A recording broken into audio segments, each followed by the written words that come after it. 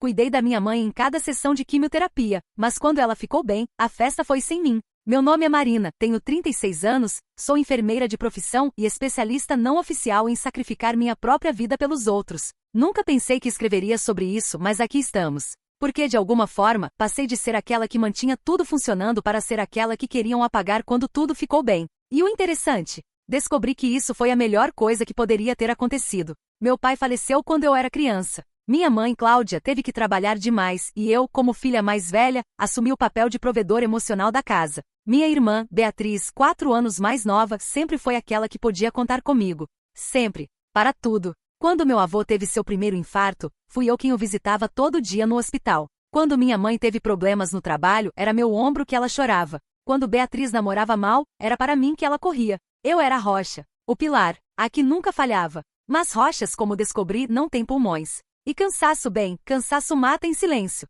Tudo mudou quando minha mãe foi diagnosticada com câncer de mama. Eu me lembro do dia exato. Era uma terça-feira, 14 de março. Ela recebeu o resultado pelo telefone, e foi direto para meu apartamento. Eu estava saindo do turno do hospital, exausta, mas quando a vi com aquele envelope tremendo nas mãos, toda a exaustão simplesmente desapareceu. Maçã, ela me chamou pelo apelido que eu tinha desde pequena, eu tenho câncer. Eu não pensei 2 vezes. Larguei tudo. Passei a cuidar dela como se fosse meu trabalho integral, só que sem ganhar nada por isso. E na verdade, era como trabalhar 24 horas por dia. Acordava às 5 da manhã para prepará-la para as sessões de quimioterapia. Dirigia 1 hora até o hospital. Sentava na sala de espera, às vezes por 8 horas, segurando sua mão enquanto o líquido transparente e venenoso gotejava em suas veias, supostamente para salvá-la. Voltava para casa. Cozinhava. Limpava. Dormia algumas horas. Repetia. Meus plantões no hospital começaram a ficar irregulares. Perdi contratos. Minha conta bancária encolhia enquanto as contas do hospital de minha mãe cresciam. Não me importava. Era minha mãe. Nos piores dias, quando ela vomitava até virar só água, quando o corpo dela se contorcia de dor e nada, a aliviava, eu era aquela que se sentava no chão do banheiro ao lado dela. Sem reclamar. Sem contar para ninguém. Apenas presente. Beatriz.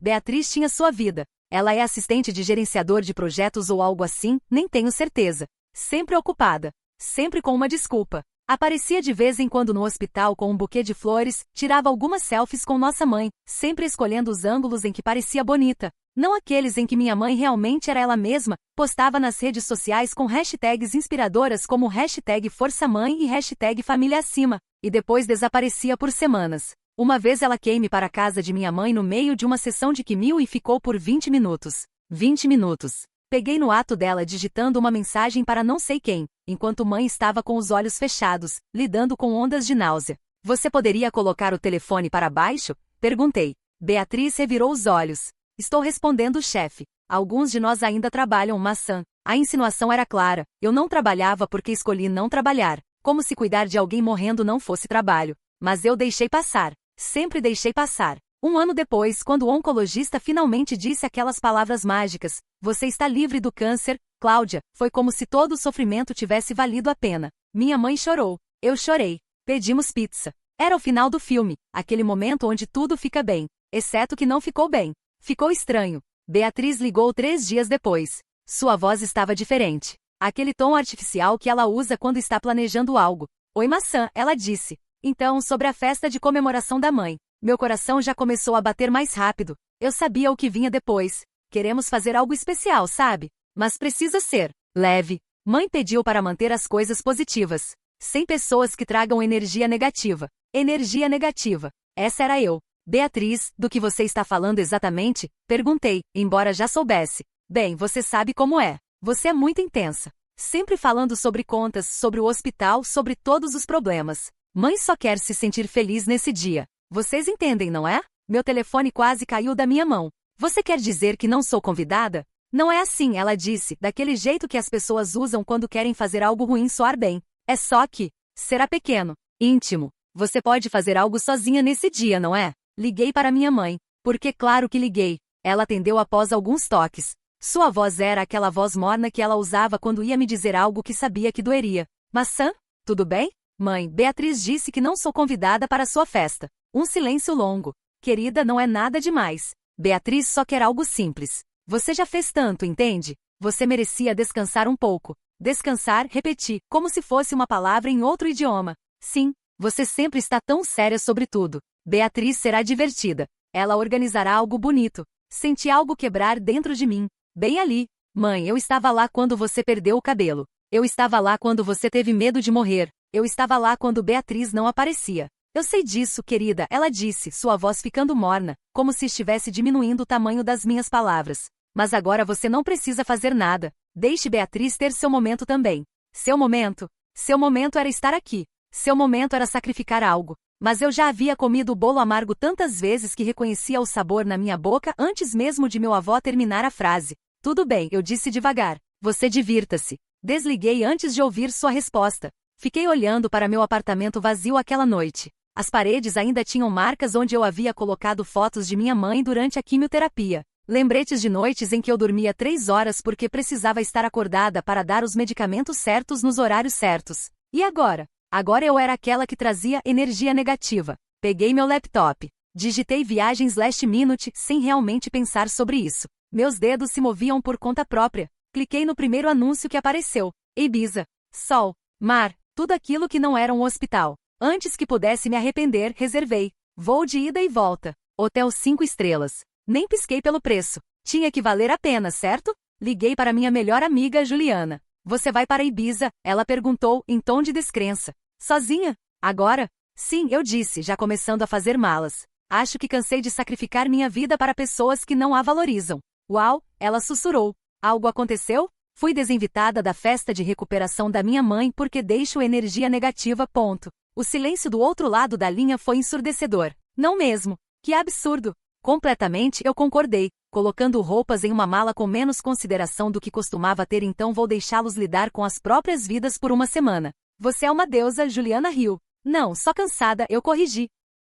Cansada de ser a rocha que segura tudo enquanto os outros dançam. Peguei meu telefone e tirei uma foto do meu cartão de embarque. Postei com uma legenda simples, não convidada para a celebração da mãe, então fiz a minha própria. Que a paz comece. Naturalmente as mensagens começaram a chegar. Beatriz foi a primeira. Você é imatura demais. Mãe está preocupada. Depois minha mãe. Maçã, isso não é necessário. Podemos conversar. Depois um monte de parentes que aparentemente estavam observando. Mas eu não respondi a nenhuma. Apenas liguei o modo avião e dirigi para o aeroporto. No avião, enquanto decola, senti algo estranho. Não era paz exatamente. Era mais como silêncio. O silêncio de não ter que explicar minha existência a ninguém. 6 horas de voo depois, eu estava em Ibiza. O hotel era exatamente como nas fotos. A recepcionista sorriu para mim como se eu fosse alguém importante. Bem-vinda, senhorita Marina, ela disse. Que tempo você gostaria de ficar conosco? Sorri para ela. Deixa a vida decidir. Naquela primeira noite pedi comida no quarto, abri a porta da varanda para deixar o ar salgado entrar e simplesmente respirei.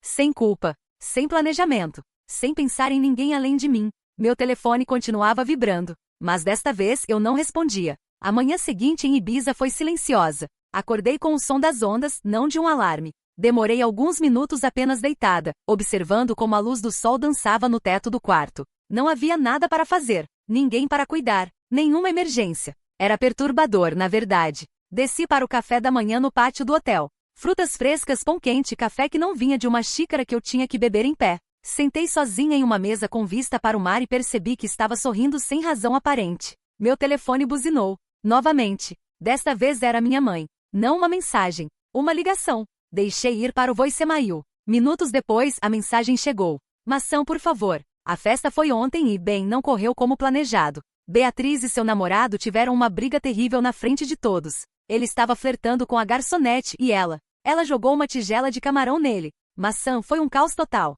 Todos saíram cedo. A mãe da sua prima chorou. Precisamos conversar. Por favor, liga para mim. Parei com a xícara de café a meio caminho da boca. Jaspiei meu café de novo e abri minhas mensagens. Tinha 47 novas notificações. Meu primo Lucas tinha me marcado em uma foto. Olhei. Era a sala da festa. Havia frosting de bolo no chão. Pessoas de pé, desconfortáveis. Minha tia em segundo plano com expressão de horror. As mensagens começaram a chegar de parentes que eu mal falava. De minha prima Sofia. Marina, você não vai acreditar no que aconteceu ontem. Meu Deus. De meu tio Ricardo, que festa mais estranha. Você tinha razão em não ir. De meu primo Lucas, sua ausência foi mais notada do que sua presença teria sido. Comecei a rir. Não era um riso bonito. Era aquele riso de alguém que finalmente vê a piada sendo contada sobre si mesma, e percebe que não está nem um pouco engraçada. Peguei meu telefone e verifiquei as redes sociais de Beatriz. Lá estava. Um post da noite anterior. Foto dela de rosto para cima, com luz suave, expressão pensativa.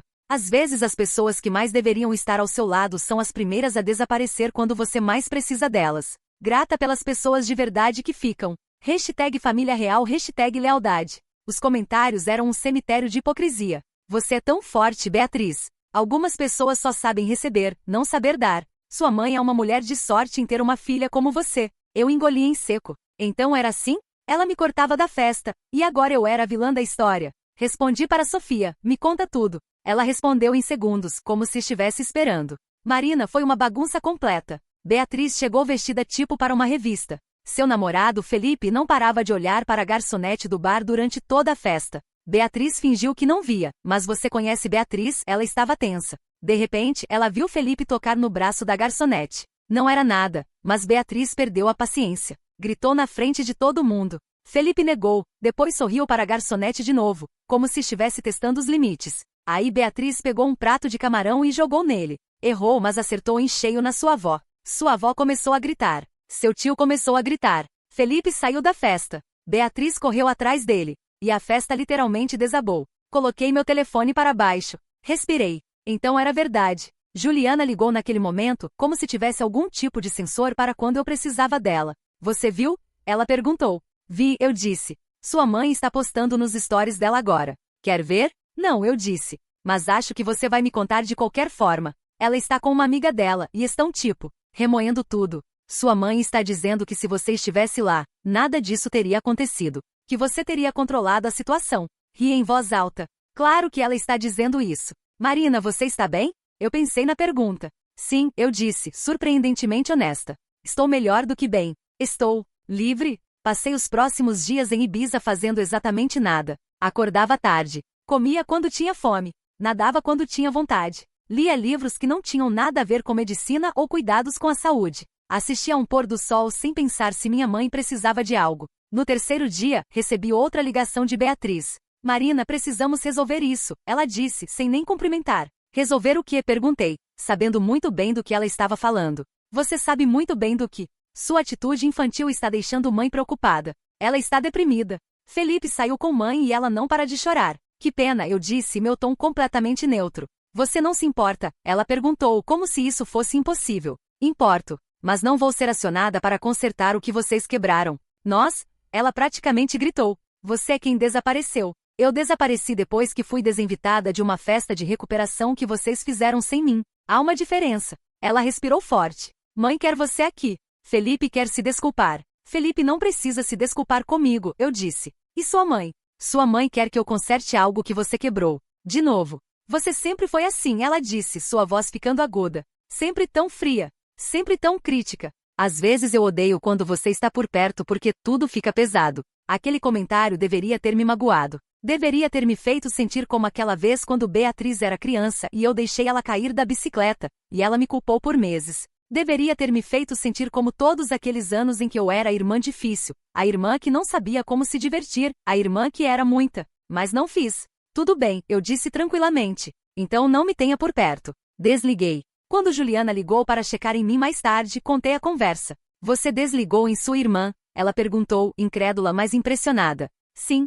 Você é minha heroína, ela disse. Já lhe disse isso? No quarto dia, as mensagens começaram a chegar de forma diferente. De minha avó, querida, ouvi que você está em Ibiza. Aproveite. Sua irmã é uma bagunça total. De meu tio Ricardo, Marina, sua mãe e sua irmã estão se culpando mutuamente. Você realmente deveria estar aqui para ajudar. De uma prima distante que eu nem sabia que tinha meu número, sua mãe está dizendo que você a abandonou. Não é verdade? Comecei a rir sozinha no meu quarto do hotel. A narrativa estava mudando. Agora eu não era a filha desinvitada. Agora eu era a filha que abandonou. Havia algo quase cômico nisso. Peguei meu telefone e tirei uma foto do pôr do sol. Postei nas minhas histórias com uma legenda simples. Interessante como as emergências só começam quando a paz chega. Em menos de meia hora, amigos meus estavam enviando mensagens. De meu colega de trabalho, Diego. Sua mãe postou algo sobre você? O quê? Perguntei. Deixa eu mandar print. Recebi a imagem. Minha mãe havia postado uma foto dela em preto e branco com expressão melancólica. Às vezes perdemos as pessoas que mais amamos não porque elas morrem, mas porque elas escolhem desaparecer. Saudades de minha filha. Os comentários eram um mar de simpatia falsa. Força, Cláudia. Filhos ingratos são a pior dor. Ela voltará quando crescer. Eu coloquei o telefone para baixo e simplesmente respirei. Lentamente. Por um longo tempo. Não estava com raiva. Estava além da raiva. Estava em um lugar onde raiva não chegava. Estava em um lugar chamado clareza. Liguei para minha mãe. Ela atendeu imediatamente. Maçã. Finalmente. Eu estava tão... Mãe, eu a interrompi. Você foi diagnosticada com câncer. Eu deixei minha vida inteira de lado. Fiz isso de coração aberto, porque você é minha mãe e eu a amo. Eu sei, querida, e eu sou tão grata. Deixa eu terminar, eu disse. Minha voz era calma, mas firme. Você e Beatriz decidiram que eu era pesada demais, que eu trazia energia negativa, que eu deveria desaparecer para que vocês pudessem aproveitar a celebração. Não era bem assim. Era bem assim, eu continuei. E eu respeitei. Eu fui embora. E quando voltei à cidade, metafórica e literalmente, você decidiu que eu sou a vilã por ter cuidado de mim mesma pela primeira vez em anos. Minha mãe começou a chorar. Isso não é justo, mãe. Você usou a doença como desculpa para me usar. E quando a doença acabou, você teve que encontrar outra forma de me manter obediente. A culpa. Sempre a culpa. Não é assim, ela sussurrou. É exatamente assim, eu disse. E sabe o que descobri aqui? Que eu posso respirar sem você me culpando por respirar. Que a vida continua e na verdade fica melhor quando eu não estou tão ocupada cuidando de vocês que esqueço de cuidar de mim. Marina, por favor. Ela implorou. Eu preciso de tempo, mãe, eu disse e significava. Tempo de verdade. Não esse tempo de, vou postar uma foto triste no Instagram enquanto espero que você se sinta culpada o suficiente para voltar. Desliguei gentilmente. Quando Beatriz tentou ligar horas depois, eu não atendi. Quando minha avó enviou uma mensagem dizendo que eu era uma ingrata, eu li e deixei em aberto. Quando Sofia me enviou mais detalhes sobre o drama contínuo em casa, eu a agradeço silenciosamente, mas não respondi. No quinto dia em Ibiza fiz algo que nunca tinha feito. Fui a um bar sozinha. Pedi uma bebida que o barman recomendou. Conversei com estranhos que não me conheciam e, portanto, não tinham expectativas sobre quem eu deveria ser. Um casal mais velho me perguntou de onde eu era. Do Brasil, eu disse. E o que atrás para Ibiza sozinha? A mulher perguntou gentilmente. Família, eu respondi. Ou melhor, a fuga da família. Ela riu. Ah, eu conheço bem essa sensação. É, eu perguntei interessada. Querida, quando você tem 60 anos e ainda está deixando sua vida de lado para fazer os outros felizes, você percebe que algo deu errado bem no começo. Ela disse. Meu conselho? Não chegue aos 60 assim. Nós conversamos por mais 1 hora. Ela me contou sobre suas filhas, que esperam que ela seja aquela que segura tudo junto. Ela me contou sobre quantas vezes ela botou suas necessidades de lado. Mas você sabe o que descobri? Ela perguntou sorrindo. Que quando você finalmente para de fazer isso, as pessoas ou aprendem a segurar as coisas sozinhas, ou deixam tudo cair. De qualquer forma, não é mais seu problema. Voltei para meu quarto naquela noite com uma sensação que não conseguia definir. Não era paz exatamente. Era mais como justiça. A sensação de finalmente ter feito algo certo por mim mesma. No sexto dia acordei com um sentimento diferente. Não era mais essa sensação de fuga. Era mais como se eu tivesse finalmente chegado em algum lugar. Tomei café da manhã na varanda observando o mar, e percebi que meu telefone tinha ficado praticamente silencioso durante a noite. Ou minha família tinha desistido, ou estavam planejando algo. Liguei para Juliana. Como você sabe quando ligar exatamente no momento em que estou pensando em você? Ela perguntou. Porque nos conhecemos há 20 anos, eu disse. Qual é a situação em casa? Caos total, ela respondeu. Sua mãe e Beatriz não estão falando uma com a outra. Felipe tentou se desculpar, mas Beatriz o bloqueou em tudo. Sua avó deu um sermão para ambas sobre como a família está se desintegrando. E todos estão culpando você. Claro que estão, eu murmurei. Mas aqui está a parte interessante, Juliana continuou. Sua avó disse algo para sua mãe que aparentemente ecoou por toda a família. Ela disse que você foi a única que realmente mostrou amor incondicional, e que ambas deveriam ter vergonha de como trataram você. Parei de respirar por um segundo. Sua avó disse isso? Com todas as letras. E sua mãe não retrucou, porque sabe que está errada. Depois que desliguei de Juliana, fiquei sentada por um bom tempo, apenas pensando. Minha avó sempre tinha sido gentil comigo, mas não era o tipo de pessoa que interferia. Ouvir que ela havia defendido minha honra significava mais do que eu gostaria de admitir. Naquela tarde, recebi uma mensagem de um número desconhecido. Oi Marina, é o Ricardo, seu tio. Seu número é um pouco antigo no meu contato. Eu queria que você soubesse que sua avó tem razão sobre tudo. Você foi incrivelmente corajosa em cuidar de sua mãe, e ainda mais corajosa em saber quando parar. Não deixe a culpa dela se tornar sua culpa. Aproveite Ibiza. Você merece. Respondi apenas com um emoji de coração. Mas aquela mensagem ficou comigo. No 7º dia, meu último dia planejado em Ibiza, estava deitada na praia quando recebi uma ligação de um número que não tinha visto em anos. Meu ex-namorado, Arthur. Arthur, perguntei, confusa. Oi Marina, ele disse, sua voz estranhamente tímida. Sinto em ligar do nada. Mas Juliana me deu seu número. Ela me contou o que aconteceu com sua família. Ela fez o quê? Perguntei, já planejando mentalmente uma conversa com Juliana sobre privacidade. Espera, deixa eu explicar. Meus pais estão aqui em Ibiza também. Estamos em um resort perto do seu. E bem, Juliana disse que você estava aqui sozinha. E pensei, não sei. Pensei que talvez quisesse companhia. Sem pressão, sem drama. Apenas alguém para tomar uma bebida. Deveria ter sido uma coisa estranha de fazer. Deveria ter me deixado desconfortável. Mas de alguma forma não ficou. Tudo bem, eu disse. Onde você está? 2 horas depois, estávamos em um café à beira do mar. O tipo de lugar que parecia fazer parte de um filme. Arthur mal havia mudado. Talvez um pouco mais grisalho, talvez um pouco mais seguro de si. Nós nos terminamos há uns 5 anos porque ele queria casar e eu estava muito ocupada cuidando de minha mãe para pensar em minha própria vida. Achei que aquele ressentimento ainda estaria lá. Mas não estava. Então sua família é literalmente um episódio de reality show, ele disse, depois que eu contei tudo. Parece que sim, eu concordei. E você largou tudo e veio para Ibiza. Também parece que sim. Ele sorriu. A Marina que conheci nunca teria feito isso. Nem eu pensava que faria, eu admiti. Mas a Marina que você conheceu estava tão ocupada cuidando de todos os outros que não sabia mais quem era quando estava sozinha. Nós conversamos por horas. Sobre nossos relacionamentos fracassados, sobre carreiras que não funcionaram do jeito que planejávamos. Sobre como é estranho se dar conta de que você passou a vida inteira tentando manter os outros felizes apenas para descobrir que eles nunca estiveram interessados em sua felicidade de verdade. Sabe qual é a coisa mais triste?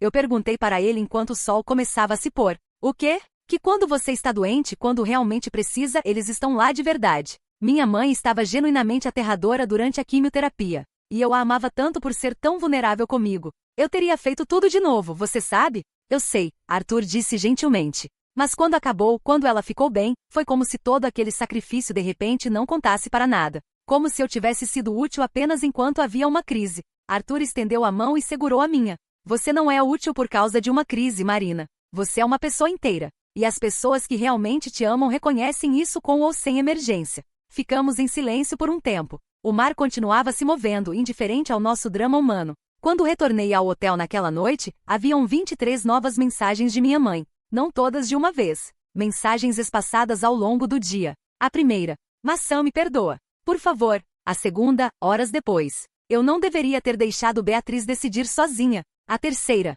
você estava certa sobre tudo. Eu usei você. Depois chegou uma que era diferente. Minha terapeuta, sim, comecei a fazer terapia. Disse que eu criei uma dinâmica em que você só era valiosa quando havia uma crise. E que fiz isso porque tinha medo de que você saísse se não tivesse uma razão para ficar. Essa última mensagem me fez parar. Porque era verdadeira. Profundamente verdadeira. Minha mãe tinha medo de ser abandonada, assim como todos nós. E a forma que ela encontrou para garantir que eu não fosse embora era me tornar indispensável. Não era desculpa, mas era explicação. Enviei uma mensagem respondendo apenas: estou em Ibiza até amanhã. Podemos conversar quando eu voltar. Não era um sim, tudo bem, eu perdoo você. Mas também não era, nunca fale comigo de novo. Era um espaço pequeno, mas real. Naquela noite não consegui dormir. Fiquei pensando sobre o que significava perdão quando perdoar significava abrir a porta novamente para algo que te magoou. Comecei a escrever em meu telefone. Não para ninguém, apenas para mim. Marina, hoje você deixou alguém segurá-la. Amanhã você voltará para casa e terá que decidir que tipo de relacionamento quer com as pessoas que te usaram. Isso não será fácil. Não será linear. Há dias em que você odiará a decisão que tomou. Mas hoje você aprendeu algo importante. Você pode amar alguém e ainda estabelecer limites. Você pode perdoar alguém e ainda recusar ser sacrifício novamente. O rock continua sendo um rock. Mas agora você sabe que rochas também podem se recusar a ser pisadas. Escolha seus lugares com cuidado. Escolha suas pessoas com cuidado. Mas acima de tudo, escolha a si mesma. Nem um pouco menos. Você, na manhã seguinte, estava em um táxi a caminho do aeroporto quando recebi uma ligação de minha avó. Marina, ela disse, sua voz firme e clara. Você está vindo para casa? Sim, eu respondi. Vou chegar ao final do dia. Bem, ela disse. Quando chegar, venha direto para minha casa. Não vá para a casa de sua mãe. Não vá para a casa de Beatriz. Venha para minha casa. Avó. Sem objeções, ela continuou. Você merece uma conversa com uma mulher que realmente te vê. Sua mãe e sua irmã podem esperar. Elas esperaram bastante. Agora você espera um pouco. Sorri apesar de tudo. Tudo bem, avó. Vou para sua casa. Durante o voo de volta, olhei pela janela e vi o mar embaixo encolhendo. Ibiza ficava para trás. Mas algo de Ibiza ficava comigo. Uma sensação de que eu era um ser completo, com ou sem crise. Com ou sem família demandando minha presença. Meu telefone continuava vibrando ocasionalmente com mensagens. Mas desta vez eu deixava ele fazer barulho e não verificava. Não porque estava com raiva, mas porque sabia que tudo o que eles tinham a dizer poderia esperar. Pela primeira vez em muitos anos, eu não estava com pressa de resolver nada. Eu estava apenas respirando. E honestamente, isso era mais do que suficiente. Quando o avião pousou, eram 6 da tarde. O aeroporto estava cheio daquele caos típico de quem voltava de férias. Peguei minha mala, passei pela segurança e chamei um Uber para a casa de minha avó. Durante o trajeto, deixei meu telefone no silencioso. Não porque não quisesse lidar com as mensagens, mas porque sabia que elas estariam lá de qualquer forma. A urgência que outras pessoas sentem nunca é realmente urgência. É apenas hábito. Minha avó mora em um apartamento de 3 quartos em Higienópolis. Sempre foi um refúgio para mim quando criança. Enquanto minha mãe trabalhava e Beatriz fazia coisas de adolescente, eu passava as tardes ali, comendo bolo caseiro e ouvindo histórias da minha avó sobre como ela aprendeu a viver para si mesma. Quando cheguei, ela estava na porta me esperando. Minha avó tem 78 anos e aquela postura de alguém que nunca pediu permissão para ocupar espaço. Maçã, ela disse, usando meu apelido com carinho. Bem-vinda de volta. Entrei em seus braços e senti algo quebrar dentro de mim. Não de forma ruim, de forma que precisava quebrar há muito tempo. Obrigada por me chamar aqui, eu sussurrei. Claro que te chamei, ela disse, guiando-me para dentro. Você pensou que ia deixar você ser devorada por culpa depois de tudo que fez? Passamos as próximas horas na cozinha. Minha avó fez chá e colocou bolo de chocolate na mesa. Simples, reconfortante. O tipo de coisa que não resolve nada, mas que de alguma forma torna tudo um pouco menos pesado. Sua mãe te ligou quanto de vezes? Minha avó perguntou, mordiscando um pedaço de bolo. Não chequei o telefone, admiti. Sábia, ela assentiu. Deixe-a esperar um pouco. Isso vai ser bom para ela. Avó, eu não quero ser maldosa. Eu amo minha mãe. Mesmo depois de tudo. Eu sei que ama, ela disse, seus olhos enrugando um pouco. E é exatamente por isso que você precisa estabelecer limites. Porque se você não fizer, o amor dela se tornará uma arma contra você. Fiz silêncio, deixando aquelas palavras assentarem. Você sabe por que seu avô e eu duramos tantos anos? Ela perguntou. Por que vocês se amavam? Respondi. Bem, isso também. Mas principalmente porque ambos sabíamos quando dizer não. Quando ele queria que eu fizesse algo que não queria, eu dizia não. Quando eu queria algo dele, eu pedia, mas aceitava se ele dissesse não. Ela pegou minha mão. O problema com sua mãe é que ela nunca aprendeu a conviver com não. Toda a vida dela, ela contornou o problema com emoção. Quando seu pai morreu, você se tornou seu amortecedor emocional. E agora que você está crescendo e querendo sua própria vida, ela sente como se estivesse perdendo você de novo.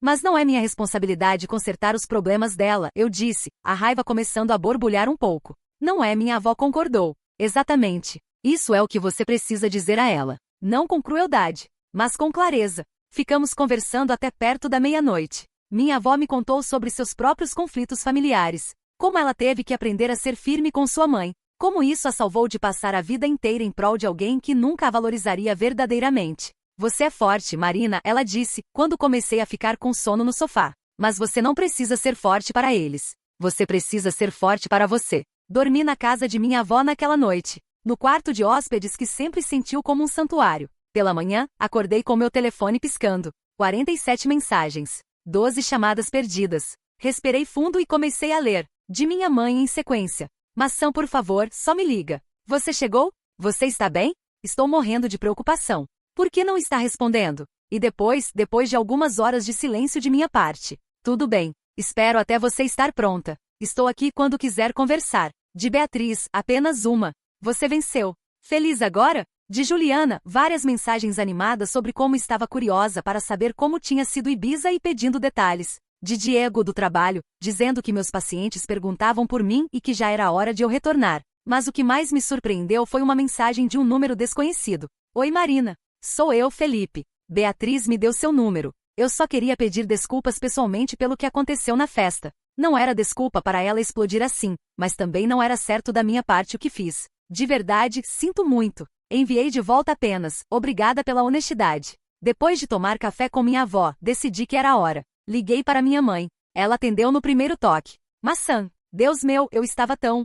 Mãe, eu a interrompi, mas gentilmente. Podemos conversar pessoalmente? À noite? Em um lugar neutro? Houve um silêncio. Depois, sim, claro. Onde você quer? Escolhi um café perto da casa de minha avó. Neutro, público, um espaço onde eu não me sentiria presa. Quando cheguei, minha mãe já estava lá. Ela parecia envelhecida, como se os últimos dias tivessem tirado algo dela. Ela tentou me abraçar, mas eu gentilmente a direcionei para a mesa. Mãe, antes que você diga qualquer coisa, eu preciso falar, eu comecei, enquanto uma garçonete trazia água e café. Minha mãe assentiu, seus olhos cheios de lágrimas. Você me feriu, eu disse, e havia dor na minha voz, mas não raiva. Você me feriu quando me desinvitou da festa. Mas não porque eu quereria estar em uma festa, mas porque você me disse que eu era pesada demais, que eu trazia energia negativa. Mas Sam, eu não deveria ter deixado Beatriz. Deixe eu terminar, eu continuei. Você me feriu porque depois de tudo que fiz, depois de cada noite em que eu dormi no chão do banheiro com você, depois de cada conta que paguei, cada refeição que cozinhei, você decidiu que eu era o problema quando tudo ficou bem. Minha mãe começou a chorar. E sabe o que é pior? Você tentou me fazer sentir culpada por isso. Quando descobriu que eu tinha partido, você começou a contar uma história de que eu a havia abandonado, de que eu era ingrata, de que eu era fria. Eu não. Você fez, eu disse calmamente. E quando eu não caí na culpa, você tentou me fazer cair na preocupação, falando que tinha desmaiado, que o médico disse que você poderia morrer. E sabe o que descobri? Que você estava apenas tonta. De tristeza, talvez, mas não de doença. Minha mãe baixou a cabeça. Mãe, eu amo você. Eu sempre vou amar você. Mas não vou mais deixar meu amor ser uma desculpa para você me usar. Eu não estava tentando te usar, ela sussurrou. Estava, eu disse, sem crueldade, apenas honestidade. Consciente ou inconscientemente estava. Você precisava de mim sendo necessária. Porque quando você não precisava mais, você não sabia como lidar comigo como uma pessoa igual a você. Como alguém que também tem necessidades. Minha mãe levantou os olhos. O que você quer que eu faça? Ela perguntou. Quero que você vá à terapia. E não apenas quando tiver um problema. Regularmente. Quero que você aprenda a lidar com suas emoções sem me usar como amortecedor. Quero que você respeite quando eu digo não. Fiz uma pausa. E quero tempo. Não tempo de vamos fingir que nada aconteceu. Tempo real, tempo onde eu reconstruo confiança em você gradualmente. Minha mãe assentiu lentamente. Eu posso fazer isso, ela disse. Você pode? Eu perguntei, cética. Não sei, ela admitiu honestamente. Mas vou tentar, porque não quero perder você de verdade. Nós ficamos ali por mais meia hora. Não conversamos muito. Apenas nos sentamos. E pela primeira vez em muitos anos, não havia expectativa de que eu resolvesse algo. Quando minha mãe se foi, ela tentou me abraçar novamente. Desta vez, eu permiti. Mas foi diferente. Não era o abraço de mãe e filha que cuida desesperadamente. Era apenas um abraço, humano para humano. De volta à casa de minha avó, ela estava me esperando na cozinha com chá. Como foi? Ela perguntou. Honesta, eu respondi. Dolorosa, mas honesta. Isso é um bom começo, ela disse. Nos dias seguintes, comecei o processo de retornar à vida. Voltei ao meu apartamento. Comecei a checar meus compromissos de trabalho. Liguei para o hospital e agendei meu retorno. Mas algo tinha mudado em mim. Não era cura. Cura sugere que você volta ao estado anterior. Isso era transformação. Eu era uma pessoa diferente agora. Uma pessoa que sabia que podia deixar seus problemas não resolverem. Que podia dormir sem verificar o telefone. Que podia respirar sem explicar por que estava respirando. Uma semana depois, quando voltei ao trabalho, um de meus colegas mais antigos, o Dr. Henrique, me chamou em seu consultório. Marina, ele disse, você parece diferente. Sou, eu respondi simplesmente. Foi bom? Ele perguntou. Muito bom, eu disse. Eu aprendi que rochas também têm o direito de não suportar o peso do mundo. Ele sorriu. Sábia demais. Porque você sabe, depois de tantos anos aqui, que a maioria das enfermeiras como você, elas queimam. Porque não sabem quando parar de carregar. Eu quase queimei também, eu admiti. Mas você não vai queimar, ele disse. Porque agora você sabe melhor. Naquela noite, depois do trabalho, recebi uma mensagem de Beatriz. Marina, podemos conversar? Pensei sobre isso. Pensei sobre tudo que ela tinha feito. A forma como ela me havia tratado. A forma como ela tinha mentido. E então enviei de volta. Sim, mas não agora. Talvez em algumas semanas. Quando eu tiver realmente processado tudo. Não era perdão, mas era possibilidade. E por enquanto, isso era mais do que suficiente. 3 semanas se passaram. 3 semanas de trabalho, de terapia que comecei para mim mesma. De cafés com minha avó onde ela me contava histórias de como aprendeu a estabelecer limites com sua própria família. 3 semanas de reconstrução. Minha vida não tinha retornado ao normal. Tinha se transformado em algo completamente novo. Normal implicaria que eu voltaria aos mesmos padrões, às mesmas dinâmicas. Mas eu não queria isso. Eu queria diferente. Minha mãe tinha começado terapia. Ela me mandava mensagens ocasionais, mas respeitava quando eu não respondia imediatamente. Isso era novo. Isso era bom. Não era cura, mas era progresso. Beatriz tinha tentado ligar mais de uma vez. Eu deixava ir para o voicemail. Juliana dizia que ela estava desesperada para consertar as coisas. Mas eu sabia que consertar as coisas para Beatriz significava voltar aos mesmos padrões de antes, onde eu absorvia toda a responsabilidade emocional. Então, quando ela finalmente me enviou uma mensagem dizendo: "Podemos conversar amanhã?", é importante, eu sabia que era hora de ter essa conversa de verdade. Marcamos no mesmo café onde tinha encontrado com minha mãe. Mas desta vez eu me preparei diferente. Não preparei respostas. Não planejei o que dizer. Apenas decidi que seria honesta, não importa o que acontecesse. Beatriz chegou 10 minutos atrasada. Ela sempre estava atrasada. Sempre havia uma desculpa. Desta vez ela culpou o trânsito, como se trânsito fosse algo novo em São Paulo. Ela se sentou ao meu lado, e percebi que ela também parecia diferente. Envelhecida. Derrotada. Obrigada por vir, ela começou. Não comece com educação, eu disse. Só fala o que você tem para falar. Beatriz respirou fundo. Eu estava errada. Completamente errada. Sobretudo. Continue, eu disse, sem inflexão em minha voz. Quando mãe ficou doente eu não conseguia lidar. Você sabe como sou. Eu não lido bem com coisas difíceis. Então eu meio que fiz de conta que não estava acontecendo. E quando começou a ficar melhor, eu pensei que agora era meu momento. De ser a filha que fazia as coisas acontecerem. De ser importante. Ela fez uma pausa. E quando mãe sugeriu não te convidar porque você era muito séria para a festa, eu sabia que era errado. Eu sabia. Mas eu também queria parecer boa. Queria que as pessoas pensassem que eu era a que cuidava de mãe. Que eu era especial. Mas você não era, eu disse, minha voz ainda calma mas com uma borda afiada. Você nem aparecia. Você tirava fotos e ia embora. Eu sei, Beatriz sussurrou. E é por isso que quando tudo desabou na festa foi quase um alívio. Porque finalmente todo mundo viu. Todo mundo viu que eu sou só uma fraude. Eu esperei. Sabia que havia mais. Felipe me deixou, ela continuou. Ele disse que não conseguia construir uma vida com alguém que passava mais tempo se preocupando com sua imagem que com as pessoas realmente importantes. E ele tinha razão. Beatriz, por que está me contando tudo isso? Perguntei. Porque você merecia saber. Porque eu precisava que você soubesse que eu não estava apenas sendo má por ser má. Eu estava sendo fraca. E covarde. E covarde demais para admitir que você era melhor em cuidar de mãe do que eu. Peguei meu café e bebi um gole. Deu tempo para processar. Ok, eu disse finalmente. Então você se arrepende? Sim, ela respondeu imediatamente. E agora o que? Você quer que eu diga que está tudo bem? Que estamos bem? Que a gente volta a ser irmãs como antes? Não, ela disse, e havia honestidade em sua voz. Eu não espero isso. Eu só queria que você soubesse. E queria pedir desculpas. Desculpas de verdade. Não aquelas de vamos fingir que nada aconteceu, mas desculpas que reconhecem que eu fiz algo realmente errado. Observei Beatriz. Realmente observei. E vi algo que nunca tinha visto antes. Humildade. Genuína humildade. Mas também vi algo mais. Vi a pessoa que minha irmã era. Alguém que construiu uma vida inteira em torno de parecer bem. Alguém que era tão assustada de não ser amada que estava disposta a magoar as pessoas que realmente amavam. Beatriz, eu comecei. Seu arrependimento é bom. Eu acredito que você se arrepende. Mas você precisa entender algo. O quê? Que desculpas não apagam consequências. Você pode estar arrependida, e ainda assim você me machucou. E esse machucado não desaparece porque você acordou um dia e decidiu que estava errada. Beatriz assentiu, seus olhos marejados. Eu sei. Você vai precisar fazer o trabalho. Como mãe está fazendo com terapia. Você vai precisar entender por que constrói sua vida em torno de validação de estranhos. Por que te importas mais com likes em Instagram do que com as pessoas que realmente te amam? Como você sabe disso? Ela perguntou surpresa.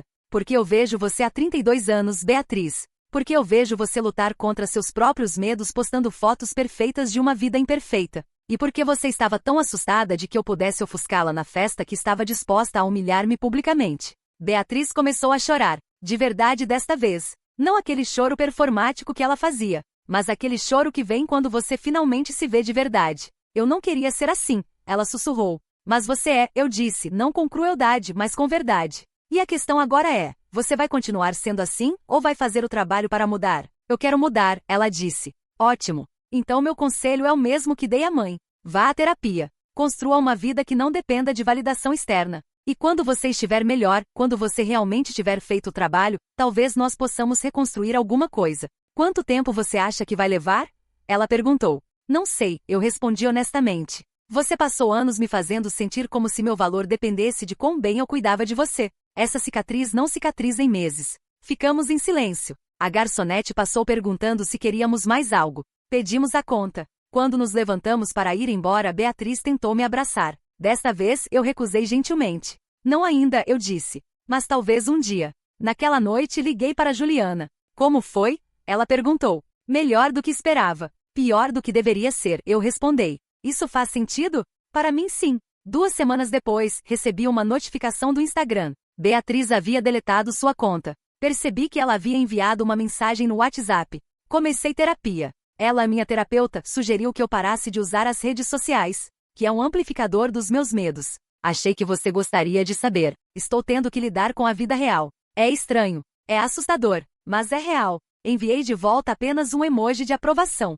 Passaram-se mais 4 semanas. Minha vida tinha encontrado um novo ritmo. Trabalho, terapia, tempo com minha avó, fins de semana tranquilos sem emergências familiares. Minha mãe tinha começado a respeitar meus limites. Quando ela queria conversar, ela perguntava se era um bom momento. Quando eu dizia não, ela aceitava sem reclamação. Era pequeno, mas era significante. Foi então que recebi um convite. Um convite elegante para um evento de caridade, organizado por minha avó. Quando liguei para perguntar do que se tratava, minha avó disse: é uma pequena coisa que estou fazendo, para as mulheres que aprenderam a estabelecer limites e ainda assim amar. Quer vir? Claro que eu queria. O evento era em um restaurante chique no centro de São Paulo. Quando cheguei, vi que havia apenas 20 mulheres. Mulheres de diferentes idades, de diferentes backgrounds, mas todas com algo em comum. Todas tinham aquele brilho nos olhos de alguém que aprendeu a se amar. Minha avó estava lá, é claro, mas havia também mulheres que eu não conhecia. Mulheres que minha avó tinha conhecido ao longo dos anos. Mulheres que tinham histórias similares à minha. Uma delas, uma mulher chamada Sônia, que deve ter seus 65 anos, se aproximou de mim. Você é a Marina? Ela perguntou. Sim, respondi. Sua avó falou sobre você. Sobre como você descobriu que podia deixar as coisas não resolverem. Descobri, concordei. É bonito, Sônia disse.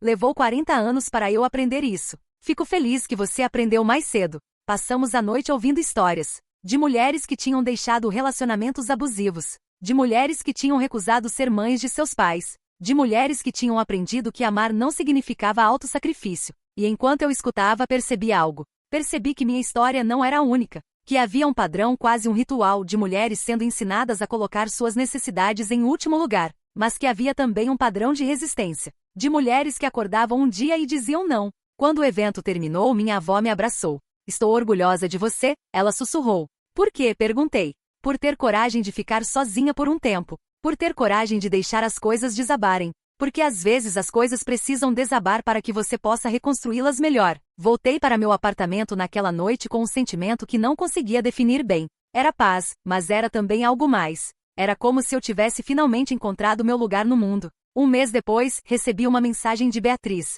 Oi Marina, estou melhor. A terapia está ajudando. E eu gostaria de saber se você teria interesse em almoçarmos em breve. Sem expectativas. Apenas para conversar. Desta vez, eu não hesitei. Sim. Próximo domingo está bem? Quando nos encontramos, Beatriz era diferente. Menos brilhante. Menos polida. Mas mais real. Obrigada por aceitar me ver, ela disse. Claro, respondi. Eu queria te mostrar uma coisa, ela continuou, pegando seu telefone. Ela abriu seu notes. Havia uma lista. Uma lista longa. O que é isso? Perguntei. Coisas que eu fiz que prejudicaram você. Que prejudicaram mãe. Que prejudicaram as pessoas que me amam. Estou documentando. Para nunca esquecer. Para nunca voltar a fazer. Li alguns itens. Tirei fotos na festa do hospital sem me importar com os sentimentos de mãe. Excluí Marina de eventos importantes para parecer melhor. Menti para a mãe sobre quanto ajudava no cuidado dela. Culpei Marina por coisas que não eram responsabilidade dela. Postei mentiras nas redes sociais para ganhar validação. Havia dezenas de itens. Isso é parte da meu trabalho em terapia, Beatriz explicou. Reconhecer cada coisa que fiz, para não fazer novamente. Observei minha irmã e vi algo que nunca tinha visto antes. Vi alguém que estava realmente tentando mudar. Não por mim, não por mãe, mas por si mesma. Isso é bom, Beatriz, eu disse. Eu também queria te contar, ela continuou, que depois que deletei Instagram, comecei a trabalhar voluntariamente em um abrigo para mulheres. Mulheres que sofreram abuso. E sabe o que descobri? O quê? Que quando você para de pensar em si mesma, você realmente começa a ver os outros. E essas mulheres, elas me mudaram. Elas me fizeram perceber o quão pequeno é meu problema em comparação com o delas. Almocei com Beatriz naquele dia. E pela primeira vez em muito tempo, não foi tenso. Não havia expectativas. Apenas duas irmãs tentando descobrir como existir juntas novamente. Não éramos amigas ainda, mas estávamos no caminho. 6 meses depois, minha vida tinha se estabilizado completamente em seu novo padrão. Eu tinha uma rotina saudável, terapia uma vez por semana, trabalho que eu realmente apreciava porque não era mais meu escape de casa. Casa que era realmente um refúgio agora, não um fardo. Minha mãe tinha se transformado. Não completamente. Não da noite para o dia, mas gradualmente. Ela estava aprendendo a ter uma vida própria. Tinha começado a fazer aulas de yoga. Tinha saído com amigas. Tinha deixado de chamar tudo de emergência. Beatriz estava fazendo bem voluntariado. Ela tinha conhecido alguém no abrigo, um homem chamado Ricardo que também era voluntário. Ela não estava mais buscando validação externa. Estava construindo um propósito real. E Ibiza? Bem, Ibiza virou uma metáfora. Não era apenas sobre um lugar. Era sobre o momento em que eu disse não. Que eu escolhi a mim mesma. Foi então que minha avó sugeriu algo. Marina, você deveria escrever sobre isso, ela disse um dia, enquanto tomávamos café. Por quê? Perguntei. Porque há muitas mulheres como você. Mulheres que não sabem que têm o direito de dizer não. Que não sabem que podem deixar as coisas desabarem e ainda assim valerem a pena. Pensei sobre isso. E decidi que tinha razão. Comecei a escrever. Sobre minha mãe. Sobre Beatriz. Sobre o hospital. Sobre a festa. Sobre Ibiza. Sobre tudo. Enviei para um blog de histórias reais. O editor respondeu em uma semana. Essa é uma história poderosa. Queremos publicá-la. Quando foi publicada, recebi centenas de mensagens. De mulheres que tinham vivido algo similar. De mulheres que não sabiam que podiam dizer não. De mulheres que precisavam ouvir que sua vida importava tanto quanto a vida de todos os outros. Uma mensagem me marcou especialmente. Obrigada por ter coragem de dizer o que tantas de nós pensamos, mas nunca falamos em voz alta. Minha mãe viu a história publicada. Ela ligou para mim. Querida, ela disse, sua voz tremendo, eu li. E você tinha razão. Sobretudo. Eu sei, mãe, eu respondi gentilmente. Eu sinto muito. Realmente sinto muito. Por ter te feito sentir que seu valor dependia de quão bem você cuidava de mim. Eu sei que sente, eu disse. E eu já perdoei. Perdoei por mim. Porque não podia mais carregar esse peso. Você é mais forte do que eu jamais fui, minha mãe sussurrou. Não, eu corrigi. Eu sou apenas mais disposta a ser fraca quando preciso. Há uma diferença. Beatriz também leu. Ela me enviou uma mensagem. Você me fez parecer mal. Respondi. Não, você mesma se fez parecer mal. Eu apenas contei a verdade. Eu sinto, ela respondeu. Eu sei, enviei de volta. E então, alguns meses depois, Beatriz fez algo que me surpreendeu. Ela postou uma foto em suas redes sociais. Não a foto perfeita que ela costumava postar. Era uma foto dela e Ricardo no abrigo com as mulheres que eles ajudavam. A legenda dizia: descobri que validação não vem de likes. Vem de fazer diferença. Obrigada, Marina, por me mostrar o caminho, mesmo que o caminho tenha sido acidentalmente através de você me cortando da sua vida. Vi minha avó depois disso e ela sorriu. Acho que Beatriz está ficando melhor, ela observou. Ela está, concordei. A gente está todos ficando melhor. 1 ano depois de Ibiza, recebi um convite. Minha mãe estava fazendo um jantar, não uma festa de caridade, não um evento cheio de pessoas para impressionar, apenas um jantar em casa dela, com as pessoas que realmente importavam. Minha avó, Beatriz, Ricardo, Juliana e eu. Quando cheguei, minha mãe estava na cozinha preparando comida. Havia alguma coisa diferente. Ela não estava estressada. Não havia aquela sensação de que tudo tinha que ser perfeito. Ela estava apenas feliz. Oi, querida, ela me saudou e me abraçou. Um abraço simples. Um abraço que dizia, você é bem-vinda aqui, sem expectativas de que eu salvasse alguém. Durante o jantar, ninguém pediu que eu resolvesse nada. Beatriz e Ricardo contaram histórias sobre o abrigo. Minha avó compartilhou algumas anedotas antigas. Minha mãe riu genuinamente, não aquele riso performático. E eu estava simplesmente presente. Comendo, rindo, tendo uma conversa que não tinha propósito além de existir. Quando saía de casa naquela noite, minha mãe me puxou para um abraço. Obrigada por não desistir de mim, ela sussurrou. Obrigada por ter decidido mudar, respondi, dirigindo para casa. Toquei uma música no rádio, uma canção que eu amava sobre deixar ir, e cantei alto com a janela aberta, sem me preocupar se alguém estava julgando, porque aquela era minha vida agora, uma vida onde eu era permitida de cantar fora do tom, de cometer erros, de dizer não, uma vida onde eu não era mais uma rocha que segura tudo junto, eu era apenas Marina, completa, inteira, digna de amor exatamente como era. E quando meu telefone tocou mais tarde aquela noite e era minha mãe chamando, eu a deixei ir para o voicemail, porque eu estava fazendo algo para mim, lendo um livro na cama, sem culpa, sem explicações. E isso finalmente era suficiente. Foi mais do que suficiente. Era tudo o que eu precisava, porque havia aprendido a verdade final, que você não pode servir a ninguém bem quando você está vazio, e que recusar a esvaziar-se não é egoísmo, é sobrevivência, é amor próprio, é revolucionário, e eu tinha escolhido sobreviver,